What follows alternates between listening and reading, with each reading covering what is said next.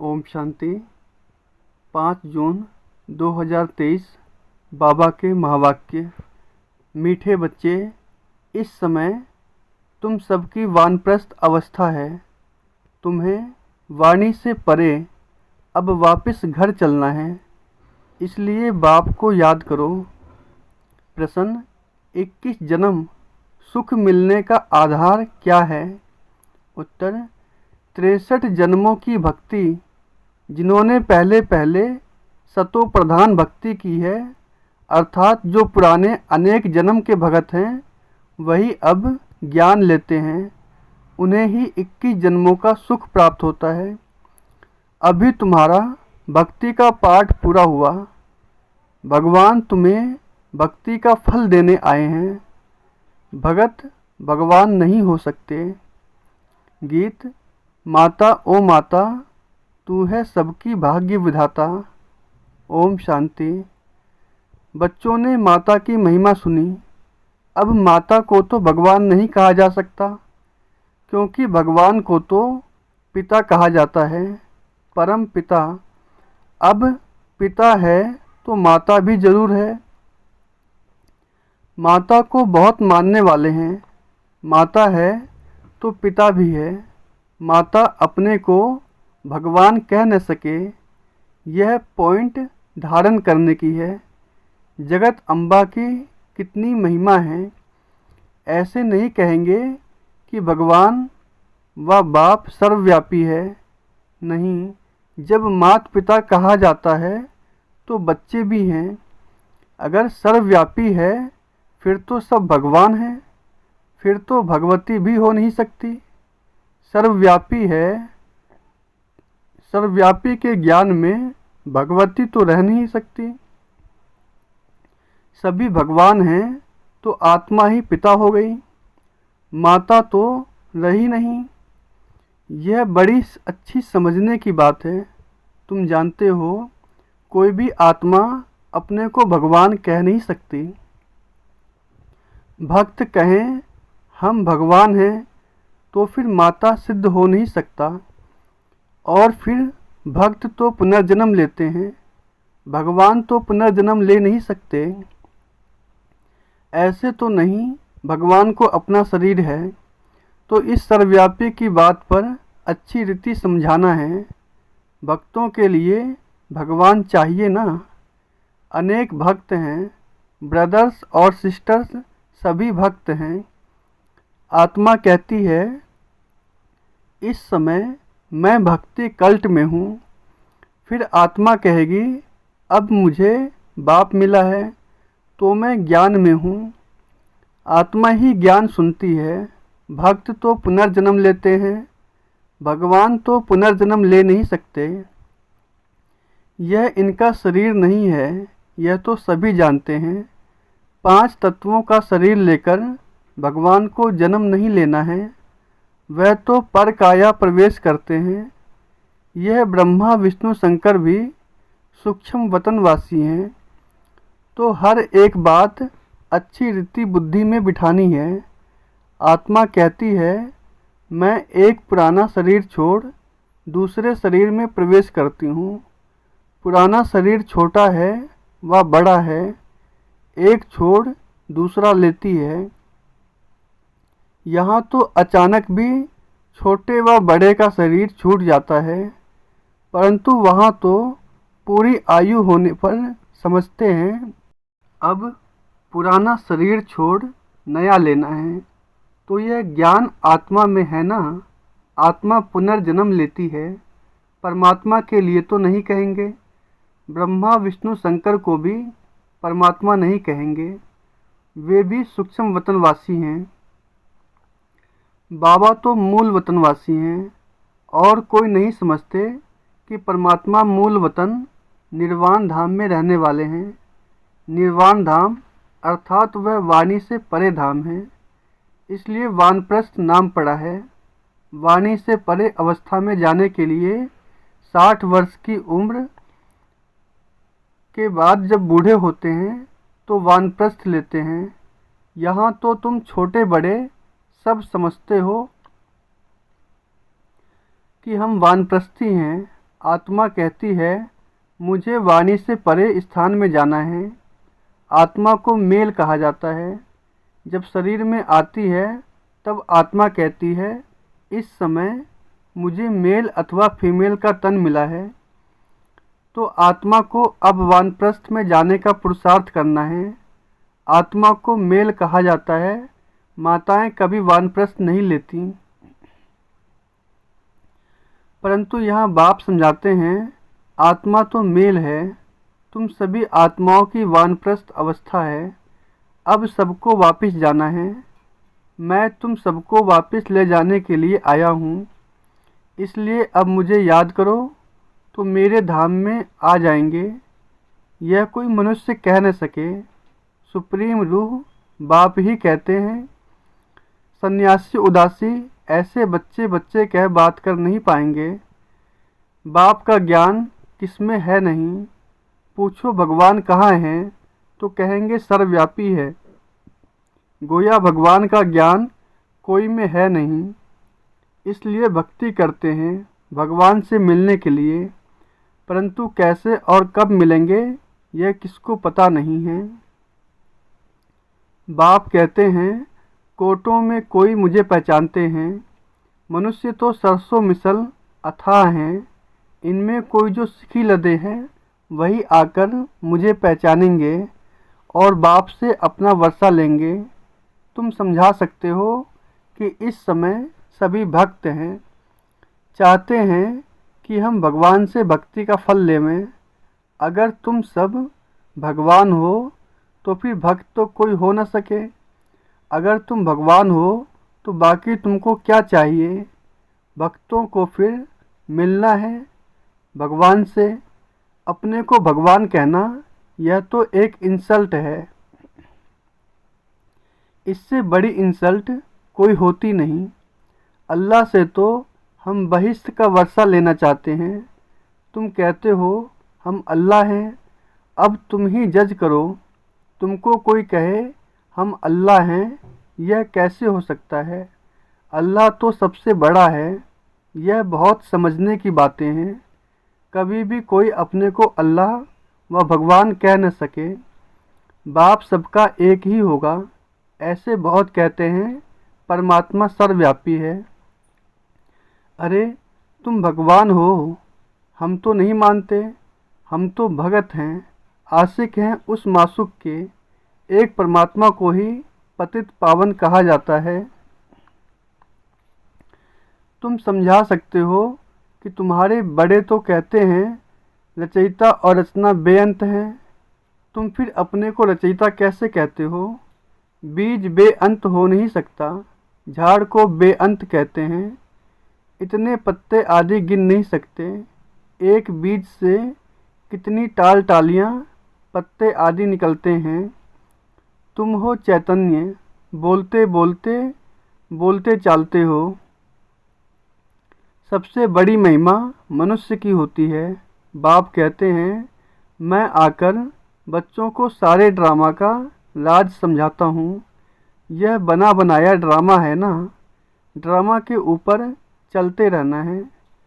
तुम बाप के बच्चे स्वदर्शन चक्रधारी बनते हो परम पिता परमात्मा द्वारा, क्योंकि वह भी स्वदर्शन चक्रधारी है।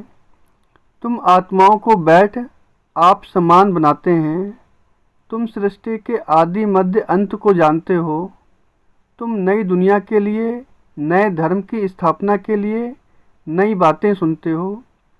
परम पिता परमात्मा से जो सृष्टि को भी पावन बनाते हैं, तुमको भी नया बनाते हैं। नई सृष्टि में फिर नया जमाना स्वर्ग का होगा। अभी तो नर्क का ज़माना है। तुम नर्क के ज़माने में हो।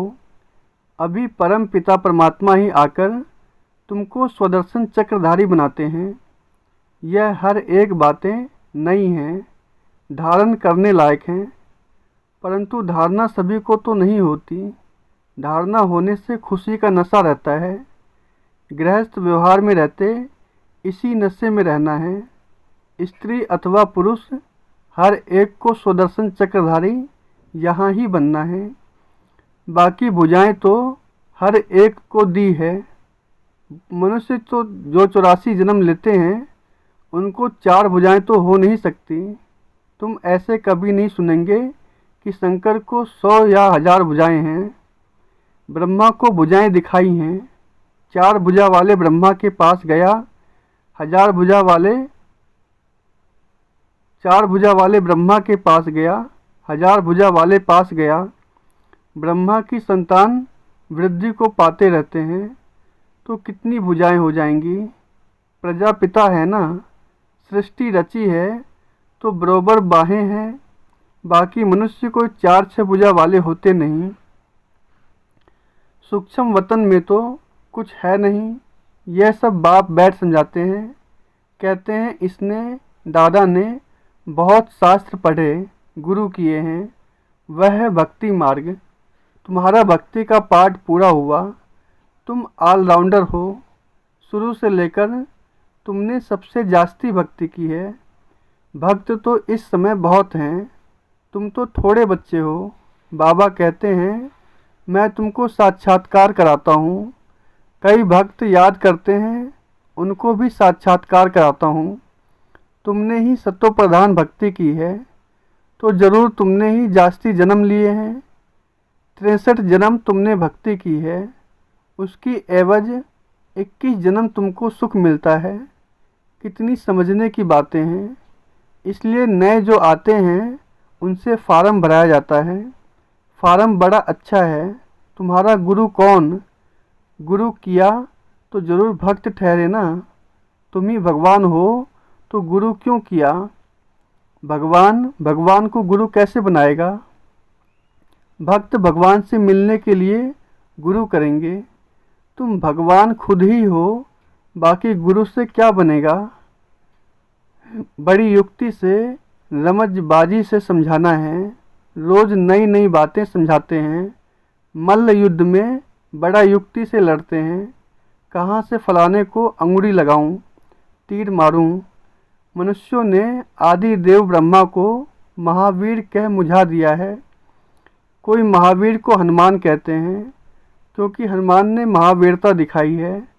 कहाँ वह महावीर, फिर उनका नाम पवनपूत रखा है। आदि देव तो ब्रह्मा हैं और मनुष्य हैं। जगत अम्बा भी मनुष्य हैं। इतनी भुजाएं आदि कहाँ हैं? माता को इतनी भुजाएं हो तो हमको भी होनी चाहिए। वंडरफुल बातें हैं। ऐसे नहीं, सभी धारण कर ज्ञान के उस नशे में रहते हैं। नंबर वार हैं। उन सत्संगों में कोई ऐसी बात नहीं रहती। यह तो स्कूल है, नंबर वार बच्चे हैं। कोई को माया का तूफान आया और यह गिरा, इसलिए ब्राह्मणों की माला नहीं बन सकती है। फाइनल जब बनेंगे तो उसको रुद्र माला कहेंगे। तुम रुद्र शिव बाबा की संतान हो। रुद्र यज्ञ रचते हैं तो रुद्र का चित्र बड़ा बनाते हैं। बाकी छोटे छोटे सालिग्राम बनाकर पूजा करते हैं। बाप बैठ गुह्य बातें सुनाते हैं। जो सर्विस एबल बच्चे होंगे उनकी अच्छी रीति धारणा होगी और समझा सकेंगे। यह तो बड़ा सहज है। हम आत्मा हैं, कहते हैं ब्रदरहुड हैं। आत्माएं सब भाई भाई हैं। भाई भाई कह फिर आपस में लड़ते हैं। जब कहते हो ब्रदरहुड हैं, फिर फादरहुड कैसे कहते हो? सब ईश्वर कैसे कहते हो? सब भगवान भाई भाई कैसे हो सकते हैं? वह तो सब आत्माओं का बेहद का बाप है। कितनी सहज बातें हैं। तुम जानते हो ब्रह्मा द्वारा नई दुनिया की स्थापना होती है, फिर आहिस्ते आहिस्ते बढ़ती है। 1 से 2, 2 से 4 होते हैं। ऐसे वृद्धि को पाते रहते हैं। बरोबर प्रजापिता ब्रह्मा है तो जरूर नई सृष्टि रचता होगा ना। जगत पिता वह है रचने वाला। तुमको रचा है प्रजापिता ब्रह्मा द्वारा। नई प्रजा की रचना रचते हैं, अर्थात पुरानी को नया बनाते हैं। मनुष्य फिर समझते हैं सागर में पीपल के पत्ते पर आया। अच्छा, उसको फिर किसने रचा? यह बाप बैठ समझाते हैं कि नई प्रजा कैसे रचते हैं। वहाँ स्वर्ग में गर्भ में जैसे कि क्षीर सागर में आराम से बैठे हैं। उस समय कोई ज्ञान नहीं रहता है। शास्त्रों में तो कैसी बातें लिख दी हैं। प्रलय भी बड़ी और छोटी दिखाते हैं। वह कहते हैं प्रलय होती है, बाप कहते हैं प्रलय कभी होती नहीं। मैं आता हूँ ब्रह्मा द्वारा भारत को पतित से पावन बनाने। पतित दुनिया में मुझे आना पड़ता है। तुम जानते हो कलप कलप हम बच्चे बाप द्वारा भारत को पतित से पावन बनाते हैं। एक एक को भूं भूं करते हैं। सब विकारी पतित हैं। बाप है पतित पावन, उन द्वारा हम भी खुदाई खिदमतगार बनते हैं। हम भी पावन बनते हैं और बनाते हैं। अच्छा, माता पिता बाप दादा का मीठे मीठे सिखी लदे बच्चों प्रति याद प्यार और गुड मॉर्निंग। रूहानी बाप की रूहानी बच्चों को नमस्ते। हम रूहानी बच्चों की रूहानी बाप दादा को याद प्यार और गुड मॉर्निंग नमस्ते। धारणा के लिए मुख्य सार। इस बने बनाए ड्रामा पर चलते रहना है। ज्ञान का सिमरन कर स्वदर्शन चक्रधारी बनना है। सदा खुशी में रहना है। भक्तों को भगवान का सत्य परिचय देना है। भटकने से छुड़ाना है। ब्रह्मा की मददगार भुजा बन खुदाई खिदमतगार बनना है। वरदान, अपने शुभ भावना के संकल्प से हर आत्मा में उत्साह भरने वाले सच्चे सेवाधारी भव।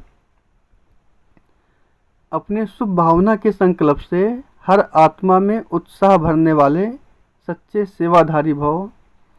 आप बच्चों की शुभ भावना है कि हर आत्मा बाप से प्राप्ति की अंजलि ले लेवे। इसी शुभ भावना का फल उन आत्माओं को अनुभव करने का बल मिलता है। शुभ भावना के संकल्प में बहुत बड़ी शक्ति है जो चारों ओर के वातावरण को बदल देती है। तो सच्चे सेवाधारी वह हैं जो स्वयं भी उत्साह में रहते हैं और सेवा भी उत्साह से करते हैं और अन्य आत्माओं में भी बाप के परिचय द्वारा उत्साह भरते हैं। उत्साह ऐसी चीज़ है जो उसके आगे परिस्थिति कुछ भी नहीं है। वह वार करने के बजाय बलिहार हो जाती है। स्लोगन, बाप दादा से अटूट प्यार हो तो ईश्वरीय मर्यादाओं पर चलना सहज अनुभव करेंगे। बाप दादा से अटूट प्यार हो तो ईश्वरीय मर्यादाओं पर चलना सहज अनुभव करेंगे। ओम शांति।